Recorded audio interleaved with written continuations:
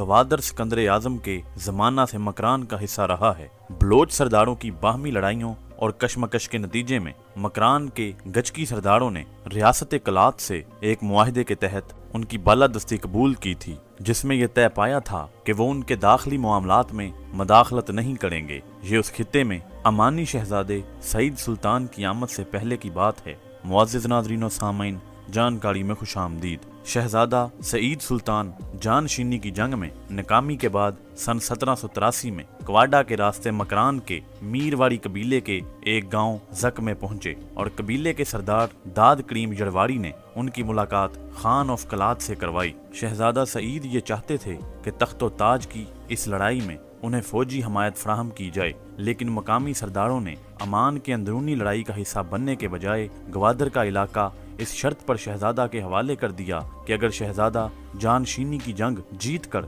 हुक्मरान बनने में कामयाब हो गया तो गवादर को गजकी सरदारों के हवाले कर दिया जाएगा। गवादर पर पाकिस्तान की तवज्जो तकसीम हिंद के फौरन बाद ही मबजूल हो गई थी। पाकिस्तान ने अपने क़याम के तकरीबन 2 बरस बाद संजीदगी से कोशिश की कि ये इलाका इसकी तहवील में आ जाए। चूँकि गवादर पाकिस्तान के साथ होने के बावजूद अभी तक अमान के ज़ेरे इंतज़ाम था। बहीरा अरब के किनारे वाक़े इस साहली इलाके में पाकिस्तान की दिलचस्पी की वजूहात थी। मईशत और मजबूत दिफाई हसार ग्वादर पाकिस्तान के कंट्रोल में ना होने की वजह से इन दोनों मकासद में एक बड़ी दीवार के तौर पर हायल था। ये दीवार अगर किसी भी तरीके से गिर सकती थी तो वो एक था कि ये इलाका पाकिस्तान में शामिल कर लिया जाता, जो कोशिश पाकिस्तान अपने क़याम के बाद से ही कर रहा था। वो 1958 में अपने उरूज पर पहुंच गई जब पाकिस्तान और अमान के दरमियान इस मामले में फैसला कुन बातचीत हुई, जिसमें इस खित्ते में साबिक काबिज कुव्वत और अमान में फौजी अड्डे रखने वाली ताकत बरतानिया ने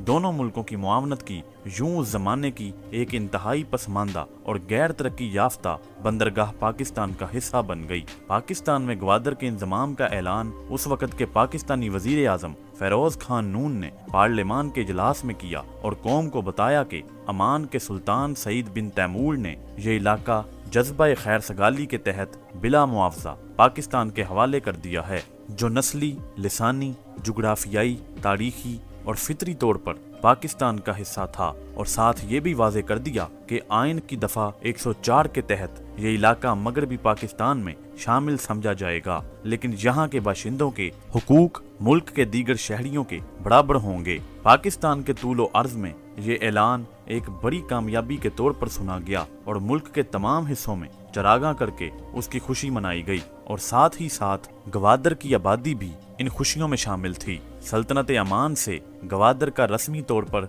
कब्जा हासिल करने के लिए सेक्रेटरी काबीना आगा अब्दुल हमीद समंदरी रास्ते से कराची से ग्वादर पहुंचे तो वहां की मकामी आबादी बंदरगाह पर उमड़ आई, जबकि कश्ती बानों और माही गिरों की एक बड़ी तादाद ने गर्दन गर्दन पानी में डूबकर तैरते हुए क्रूज तक पहुंचकर उनका इस्तकबाल किया। अगले रोज बरतानवी कौंसल जनरल ने आगा अब्दुल हमीद को वो दस्तावेज पेश किए जिनके जरिए गवादर पाकिस्तान का हिस्सा करार पाया। उसके बाद गवादर के मुंतजिम की रहायश गाह पर पाकिस्तानी परचम लहराया गया। पाकिस्तानी ज़राए अबलाग में इस वाक़े को पाकिस्तानी कामयाबी और भारत की हजीमत के तौर पर देखा गया। पाकिस्तान में खुशियां जारी थीं कि तकरीबन 2 हफ्ते बाद आलमी शोहरत याफ्ता जरीदे टाइम ने अपने 22 सितंबर 1958 के शुमारा में बताया कि पाकिस्तान को ग्वादर का ये कब्जा जज्बा खैर सगाली के तौर पर बिला मुआवजा हासिल नहीं हुआ, बल्कि इसके लिए पाकिस्तान ने एक खतीर रकम यानी 4 करोड़ 20 लाख रुपए अदा किए हैं।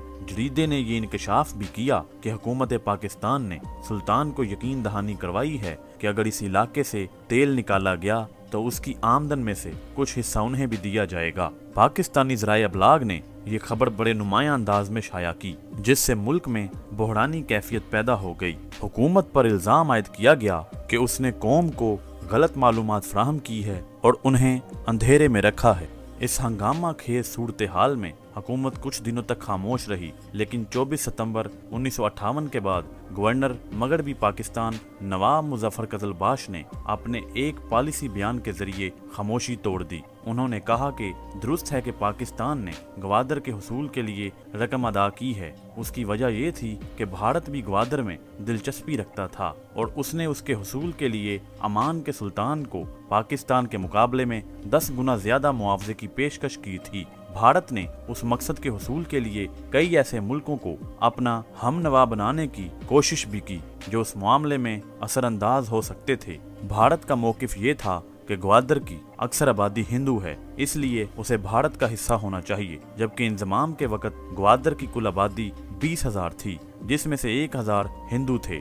उन्होंने इंकशाफ किया कि मुआवजे की पेशकश और सफारती हिमायत के हुसूल में नाकामी के बाद भारत ने आखिरी कोशिश ये की कि उस इलाके के मुस्तकबिल का फैसला इस्तिस्वाब राय के जरिए करवाया जाए। हुकूमत पाकिस्तान ने ये मुतालबा मुस्तरद करके भारत की ये कोशिश भी नाकाम बना दी। इसके बाद जब पाकिस्तान के अंदर ग्वादर का इंतजाम हो गया तो ग्वादर को बंदरगाह के तौर पर तरक्की देने की बातें तो होती रही, लेकिन इस पर अमली काम कई दहाइयों बाद सन 2002 में शुरू हुआ। उस वक्त के फौजी सदर जनरल परवेज मुशर्रफ ने ग्वादर में बंदरगाह की तामीर के काम का इफ्तिताह किया और 24 करोड़ डॉलर की लागत से ये मंसूबा 2007 में मुकम्मल हुआ। हुकूमत ने इस नई बंदरगाह को चलाने का ठेका सिंगापुर की एक कंपनी को बैनुल अक़वामी बोली के बाद दे दिया। ग्वादर की बंदरगाह पहली बार तनाज़े और शकूक व शुबहात की जद में उस वक़्त आई जब 2013 में हुकूमत पाकिस्तान ने इस बंदरगाह को चलाने का ठेका सिंगापुर की कंपनी से लेकर